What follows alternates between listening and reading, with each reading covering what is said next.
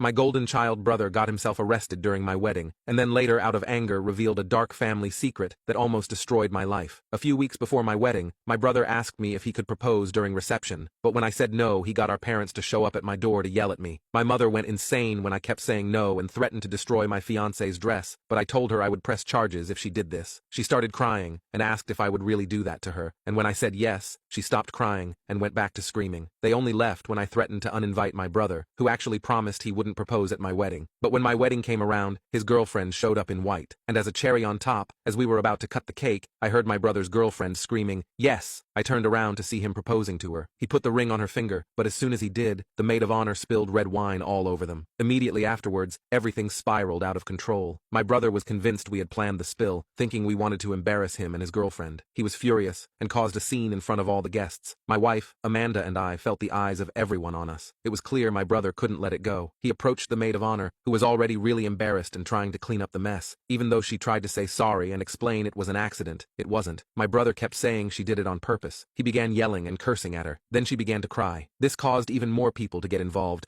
trying to calm things down. I jumped in trying to cool things off, but it just made him louder and more upset. Out of nowhere, he stepped right up to me and shoved me. I was totally caught off guard and stumbled back. I pushed back, and things got out of hand fast. We ended up scuffling, grabbing at each other's shirts, and before we knew it, we were swinging at each other. Then Amanda decided to call the police. When the police showed up, they talked to a bunch of people to figure out what happened. It was really embarrassing to explain the whole fight, especially in front of all our friends and family who were there to celebrate with us. In the end, the police decided it was best for my brother and his girlfriend to leave the party. As they were being led away, my brother kept yelling about how that war of a bridesmaid ruined their day. Even though it was a relief to see him go, I also felt sad, because he's still my brother. After they left, the whole mood at the wedding was pretty down. A lot of guests started to leave too, saying sorry as they went. The morning after the wedding, my phone buzzing non-stop woke me up. It was my parents calling from their vacation in Italy. They had missed the wedding for their holiday, but my brother had already called them and told them his side of the story about what happened. From what they were saying, it was obvious my parents were on my brother's side. He's always gotten his way since he was the younger brother and baby of the family. They seemed disappointed in me and expected me to fix things. The whole conversation felt pretty one-sided, mainly because they had only heard my brother's version of the story. This kind of thing isn't new. In our family, it's always been like his word gets more weight than mine. Not only that, my parents told me I had to bail out my brother, who had ended up spending the night in jail because once he was outside, he started arguing with the officers and acted like an eye-hole to them. They also said I needed to replace his girlfriend's dress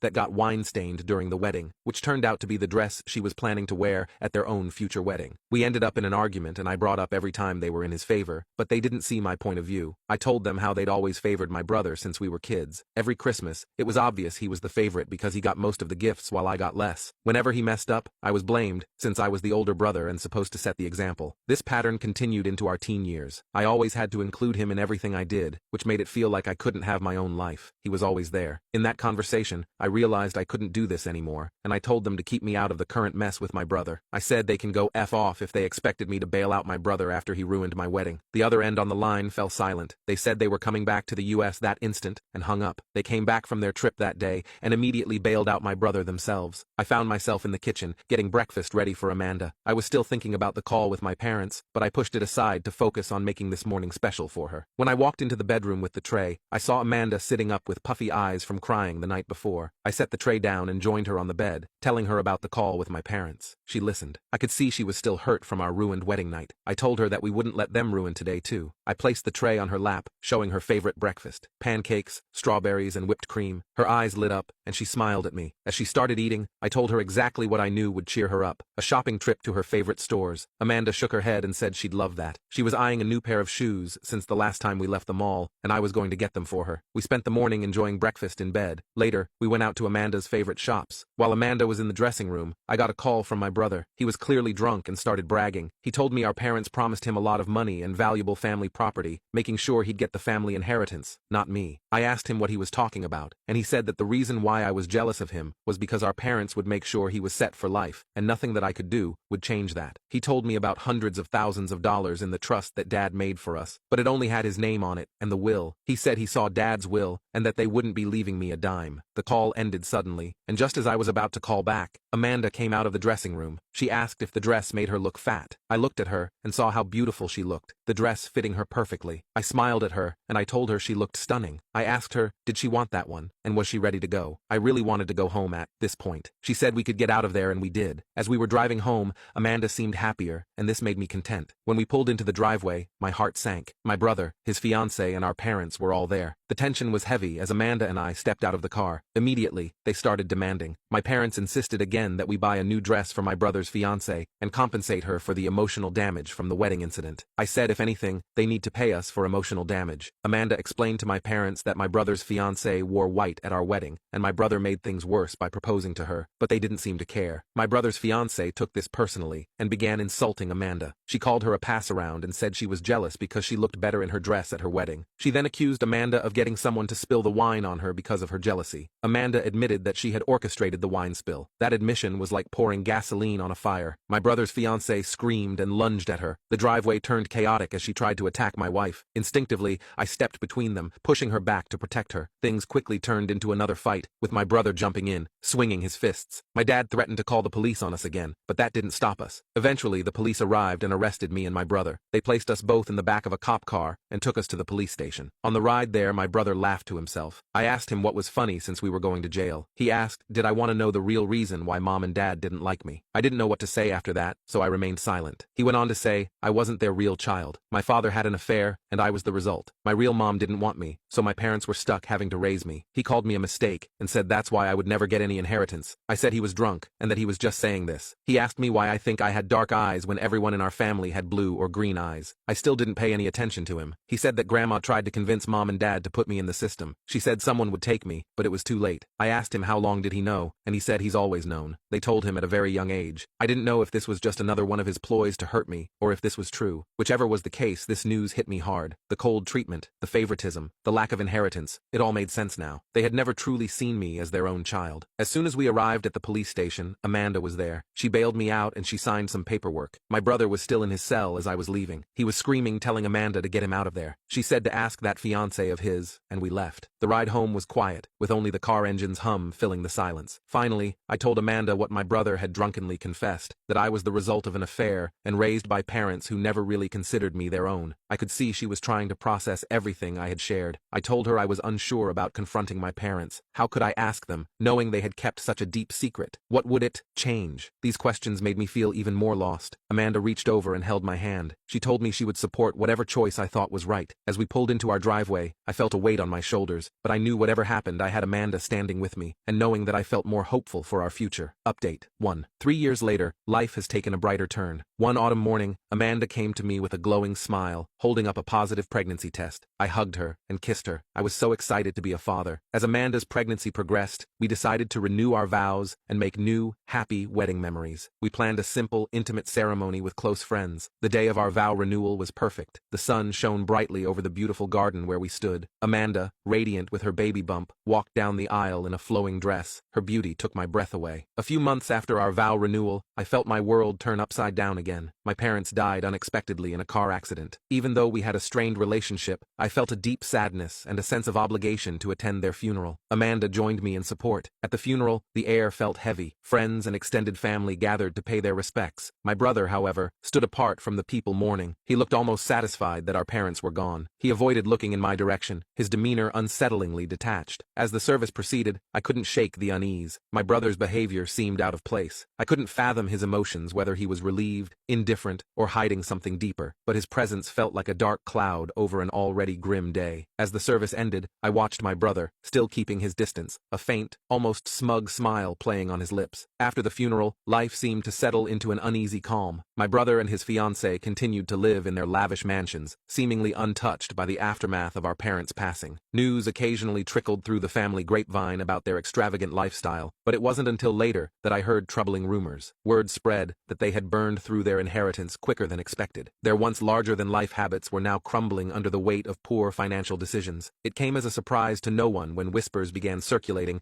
that they were now calling around to get money from family members. I received a hesitant call from a cousin one evening, sharing the news. It was unsettling to hear how quickly their money went away. The next few months, I focused on Amanda and preparing for the baby. Their inheritance would have helped a lot. I didn't know how expensive babies were until I had to prepare for one. Nesting became our shared project, painting the nursery, assembling cribs and changing tables, and picking out tiny onesies and soft blankets. While we prepared for the baby, one day, out of the blue, my brother called, wanting to reconnect. His voice almost sounded sincere, and it caught me off guard. He said he regretted everything he had done to us and had left his fiancée. He said he wanted to mend the relationship with his brother. I listened. With a heavy heart, I quietly blocked his number. In the quiet of our home, Amanda and I chose peace. We knew that our family, built on love, was all we needed.